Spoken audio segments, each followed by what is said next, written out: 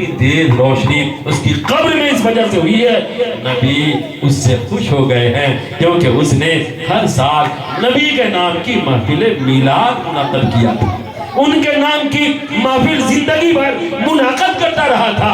نبی خوش ہو کر کے اپنا جلوہ بھی قبر میں تشریف لا کر کے دکھاتے ہیں اور تبسم بھی فرماتے ہیں۔ ہم اور آپ خوش نصیب ہیں، کتنے فیروز بخت ہیں کہ ہم نبی سے پیار کرتے ہیں، محبت کرتے ہیں اور کم پیمانے پہ یا بڑے پیمانے پہ اپنی وسعت کے حساب سے ان کی میلاد کی محفل بھی منعقد کرتے ہیں۔ خوب یاد رکھیں، نبی کی محفل میلاد منعقد کرنا بڑی شان والی بات ہے، بڑی آن والی اور بڑی خوبی والی بات ہے۔ سب چھوٹے چھوڑ دیں، نبی کا دامن محبت کبھی چھوٹنے نہیں پائے۔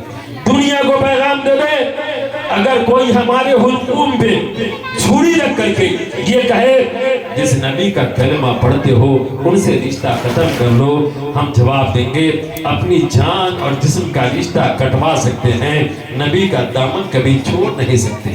سنو، ہمارے آقا صلی اللہ علیہ وسلم کی بارگاہ سے یہ تعلق سلامت رہے گا، یہ رشتہ باقی رہے گا، ہمیں دنیا کے خیرات نصیب ہوں گے، ہمیں آخرت کے خیرات نصیب ہوں گے۔ مجھے تاریخ یاد آتی ہے، ایک بلا نوش شاعر تھا۔ آج دنیا کے گوشے گوشے میں ہمارے نبی کے ناموس پہ حملہ کیا جا رہا ہے، ان کی عزت پہ وار کیا جا رہا ہے، سوشل میڈیا کے ذریعے، یوٹیوب کے ذریعے، فیس بک کے ذریعے، انسٹاگرام کے ذریعے، آپ نے برقی آلات کے ذریعے احوال دیکھے ہوں گے۔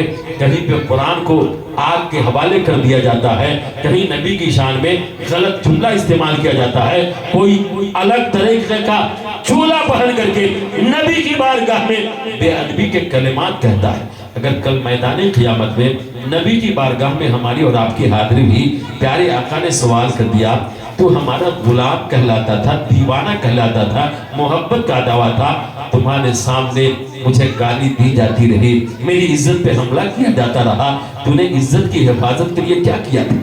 ہمارا جواب کیا ہوگا؟ ہمیں ابھی سے جواب کی تیاری کرنی ہے، ایک حوصلہ بنانا ہے، ایک جذبہ پیدا کرنا ہے۔ جو جان مانگو تو جان دیں گے، جو مال مانگو تو مال دیں گے، مگر یہ ہم سے کبھی نہ ہوگا نبی کا جاہو جلال دیں گے۔ ہم جان دے سکتے ہیں، مال دے سکتے ہیں، لیکن نبی کی عزت پہ کوئی حملہ کرے اسے کبھی گوارا نہیں کر سکتے۔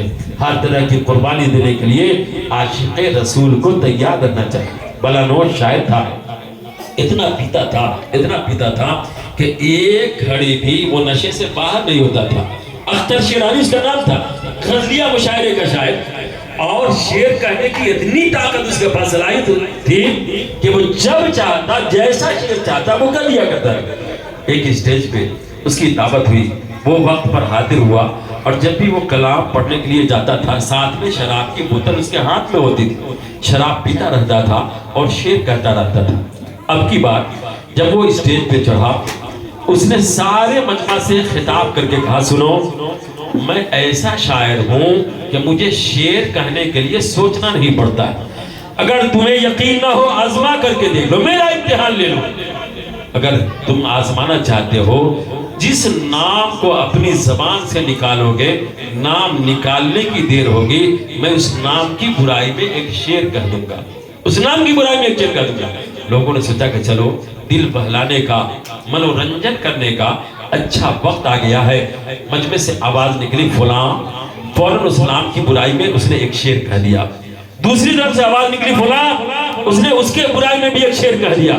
شعر کہتا رہا، نام آتا رہا، ہر نام کی برائی میں شعر کہتا رہا۔ اسی اسٹیج پہ پیچھے ایک دہریہ بیٹھا ہوا تھا جو نبی کی بارگاہ سے زیادہ دشمنی رکھتا تھا، بہت بڑا دشمن رسول۔ اس کی یہ تمنا رہتی تھی کہ کیسے نبی کی بارگاہ میں گستاخی کی جائے، نبی کی توہین کی جائے۔ اس نے سوچا کہ اختر موج میں ہے، شراب کے نشے میں ہے، اپنے دل کی بھڑاس نکالنے کا بڑا اچھا موقع آ گیا۔ اس نے پیچھے سے آواز لگائی محمد۔ اس کا انداز یہ تھا کہ جیسے ہی میں یہ نام کہوں گا یہ برائی میں شعر کہے گا، میرے دل کی تسلی مل جائے گی کہ چلو نبی کی شان میں یہ گستاخی کر رہا ہے، بے ادبی کر رہا ہے۔ جیسے ہی اس نے پیچھے سے آواز لگائی محمد، اختر شیرانی پیچھے مڑ کر کے دیکھا، اتنے میں مجمع سے کوئی سی اور نام کی آواز بلند ہوئی، اس نام پہ اس نے برائی میں شیر کہا۔ دوسرا نام آیا، برائی میں شیر کہتا رہا۔ اس نے سوچا لگتا ہے کہ اختر شیرانی تک میری آواز نہیں پہنچ سکی ہے، اب کی بات تھوڑا ٹائٹ لہجے میں کہا محمد۔ اب کی بات اختر شیرانی نے جیسے ہی آواز سنی، پیچھے مڑ کر کے گھور کر کے دیکھا، ایسا محسوس ہوتا تھا کہ اسے کچا چبا جائے گا، لیکن اسی وقت کسی نے آواز کسی اور نام کی لگائی اور اس نام کی برائی میں اس نے شیر کہا۔ دور چلتا رہا، یہ نالائق انسان، ناہنجار انسان، نبی کا گستاخ، اسے برداشت نہ ہو سکا۔ اب کی بار فل ساؤنڈ میں، پوری آواز میں اس نے کہا محمد۔ اتنا سننا تھا، اختر شیرانی شراب کی بوتل ہاتھ میں لیے ہوا تھا، مائک کے ڈنڈے میں اس نے شراب کی بوتل توڑی اور پوری بوتل اس کے پیٹ میں اتار کر کے کہا تھا سنو، میں نشے میں ضرور ہوں لیکن اتنا نشہ بھی نہیں کہ اپنے پیارے آقا کو پہچان نہ سکوں۔ تو میرے پاس جو نبی کی غلامی ہے، ایک ایمان بچا ہوا ہے، عمل کچھ نہیں ہے، ایمان بچا ہوا ہے۔ شیطان تو اسے بھی لوٹنا چاہتا ہے، کبھی بھی لوٹ نہیں سکتا ہے۔ میں جان دے سکتا ہوں، نبی کی شان پہ دھبا آنے نہیں دے سکتا۔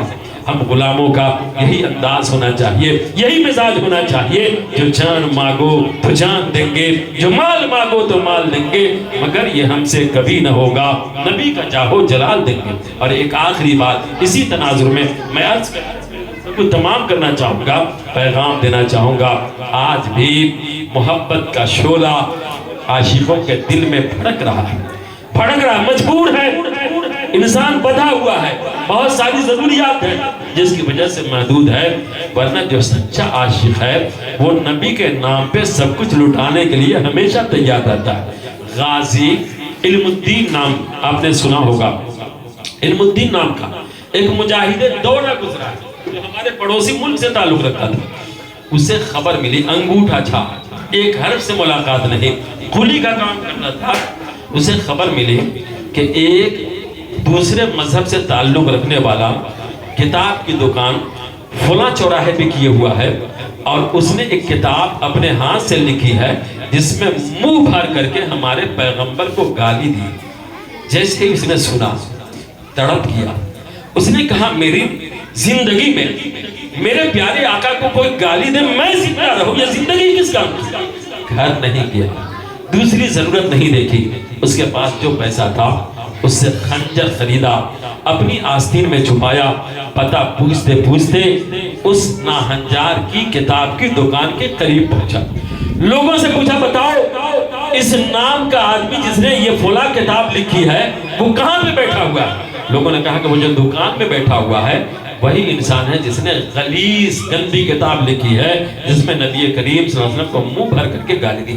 اس نے کچھ نہیں دیکھا، چپکے سے دکان میں داخل ہوا اور خنجر سے اس کا پیٹ چاک کر کے پوری دنیا کو پیغام دے دیا، سنو یہ زندگی نبی